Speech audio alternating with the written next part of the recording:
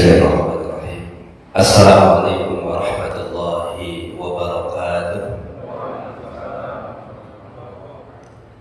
Setiap kita pasti pernah menorehkan tinta hitam kemunafikan dosa dan kesalahan. Mata kita pernah tanpa sadar atau bahkan mungkin sering menatap sesuatu yang sesungguhnya tidak pantas untuk ditatap. Mulut kita sering berkata yang mengeluarkan kalimat tanpa disadari menyakiti orang lain. Telinga kita sering mendengar ungkapan kata, suara yang tidak memberikan kebaikan bagi hati kita. Langkah kaki kita sering tertuju kepada tempat-tempat yang tidak disukai oleh Allah. Begitu juga gerak kehidupan kita, sering tanpa sadar diri kita menjolimi diri sendiri dengan berbagai macam cara perilaku kehidupan yang tidak mendapatkan ridho dari Allah Subhanahu wa Ta'ala. Itulah aspek-aspek penting yang harus kita muhasabah pagi ini.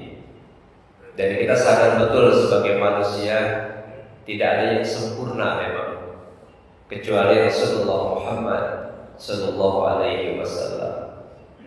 Oleh karena kita sadar betapa tidak sempurnanya kita sadar betapa tidak baiknya kita, maka ada satu konsep dalam Islam yang sejatinya harus menjadi bagian terpenting dan tidak boleh diabaikan oleh kita sebagai seorang pribadi maupun sebagai umat ini, yaitu melakukan muhasabatun nafs.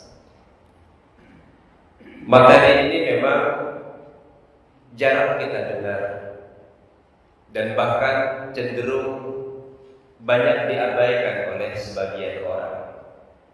Padahal justru disinilah sesungguhnya kualitas kehidupan itu. Disinilah ukuran kebaikan itu.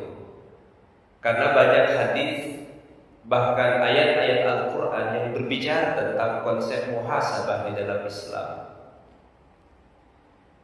Tetapi kajian-kajian seperti ini kurang banyak menarik. Kenapa? Karena ini berkaitan dengan aib diri sendiri. Bukan kita ingin mengungkap aib orang lain, tetapi diri kita sendirilah yang mencoba untuk merenungi, menghisab, memperhitungkan tentang kesalahan-kesalahan diri kita sendiri. Karena dengan berusaha melakukan muhasabatun nafs, mengintrospeksi diri sendiri, maka insya Allah kita akan mendapatkan diri kita akan kembali menjadi hamba-hamba Allah yang tersucikan. Nah, Islam punya momentum semuanya. Bahkan di dalam surah Al-Hasr ayat 18 yang sering mungkin kita dengar, ayat ini memberikan gambaran penting.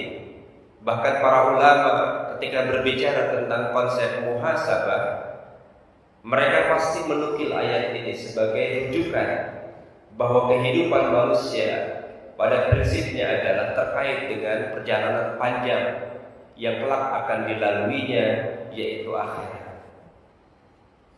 Apa kata Allah dalam ayat ini? Hai orang-orang yang beriman, bertakwalah kepada Allah dan hendaklah setiap diri memperhatikan apa yang diperbuatnya untuk hari esok, ligon. Maknanya akhirat. Bertakwalah kepada Allah karena sesungguhnya Allah Maha mengetahui apa yang kita kerjakan.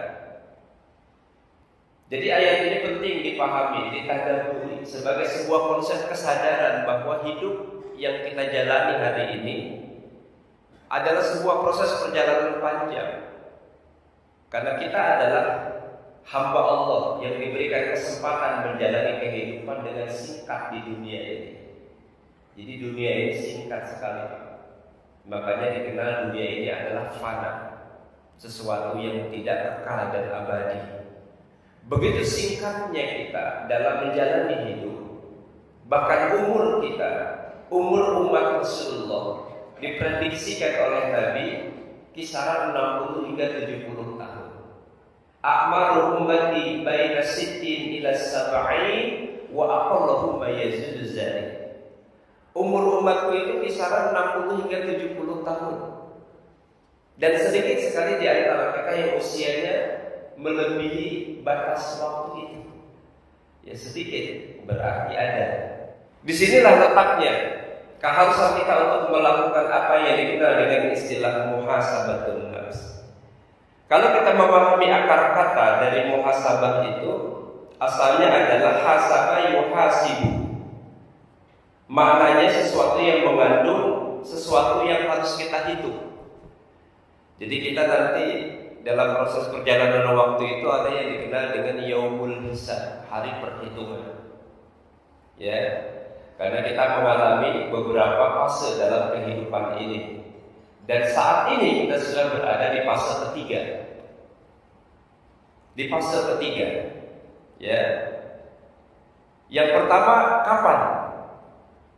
Yang kedua kapan? Yang ketiga kapan? Nah, ketika kita berada di alam ruh, kita sudah punya perjanjian dengan Allah untuk mentauhidkan Allah Subhanahu wa taala. Kemudian fase kedua kita berada di alam rahim. Disinilah kesempurnaan fisik kita terbangun, tercipta setelah 120 hari di masa-masa yang sangat amat menentukan. Kemudian Allah tiupkan ruh ke dalam diri kita dan kita hidup, mata bergerak, telinga bergerak, mulut bergerak. Maka pada saat itulah 120 hari masa di dalam rahim ibu kita ditentukan oleh Allah, ditakdirkan ketentuan-ketentuan terkait dengan fase-fase kehidupan yang akan datang. Jadi sudah ditetapkan oleh Allah kepada kita melalui hadis Rasulullah, ya, disampaikan kepada kita bahwa 120 hari masa kesempurnaan fisik, maka Allah memerintahkan malaikat meniupkan ruh ke dalam jasad kita yang seorang bayi. Dan apa kata Allah? Tetapkan 4 perkara. Yang pertama adalah rizkinya. Yang kedua adalah wa ajalihi, ajalnya. Yang ketiga adalah wa amalihi, amalnya. Yang keempat adalah saqiyun aw sa'idun. Apa itu saqiyun aw sa'idun? Sengsara dan bahagianya.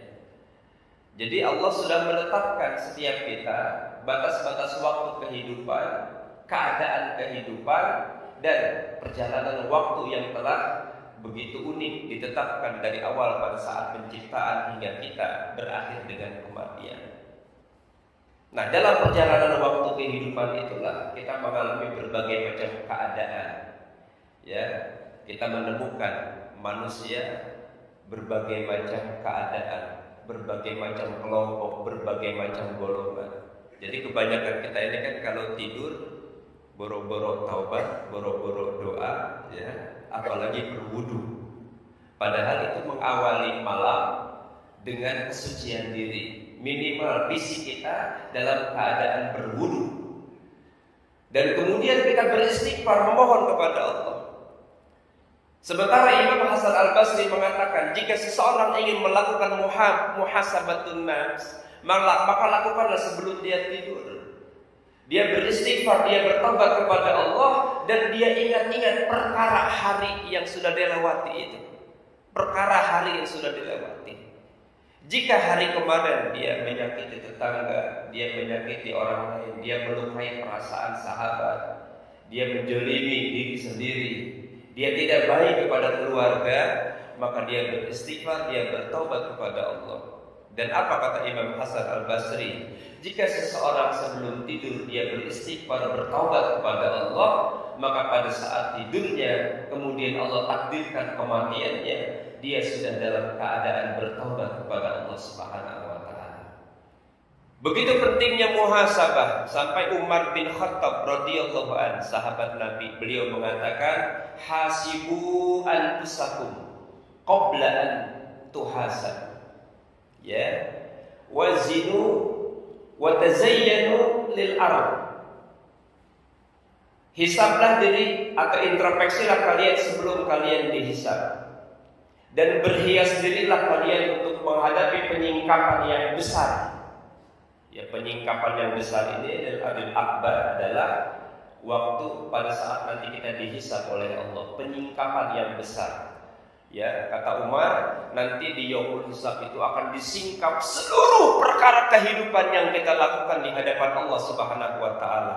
Seperti sebuah layar.